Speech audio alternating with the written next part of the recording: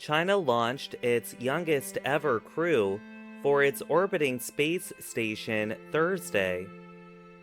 The launch is part of the country's plan to put astronauts on the moon before 2030. The Shenzhou 17 spacecraft lifted off from the Chuqin Satellite Launch Center in northwestern China at 3:14 UTC. The China Manned Space Agency said the average age of the three-member crew is the youngest since the launch of the space station. Their average age is 38, state media China Daily said. The three astronauts are Tang Hongbo, Tang Shenjia, and Zhang Xinlin. They will replace a crew that has been on the station for 6 months. The new crew will perform experiments in space medicine, space technology, and other areas during their mission. And they will help to place and do possible repairs to equipment inside and outside the station, the agency said. China also has plans to place astronauts on the moon before the end of 2030 in competition with the United States in space exploration.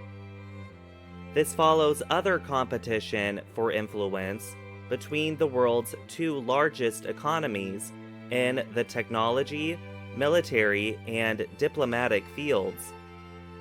Earlier on Wednesday, the Chinese Space Agency also announced plans to send a new telescope to look deep into the universe. Chinese state broadcaster CCTV said the telescope would permit for mapping of the sky, but no timeline was given for when it would be placed. In 2022, the Chinese government built its own space station after it was not permitted to join the US-led International Space Station.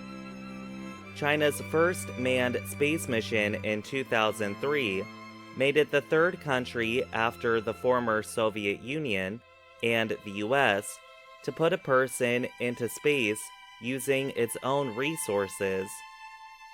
The American space program is believed to be far ahead of China at this time. But China has made some important steps. They include bringing back samples from the moon's surface for the first time in many years, and landing a vehicle on the less explored far side of the moon. The US, meanwhile, aims to put astronauts back on the moon's surface by the end of 2025. It is aided by private American companies like SpaceX and Blue Origin.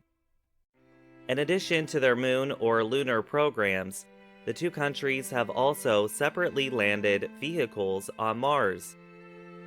And China plans to follow the US in landing a spacecraft on an asteroid. I'm Gregory Stockel.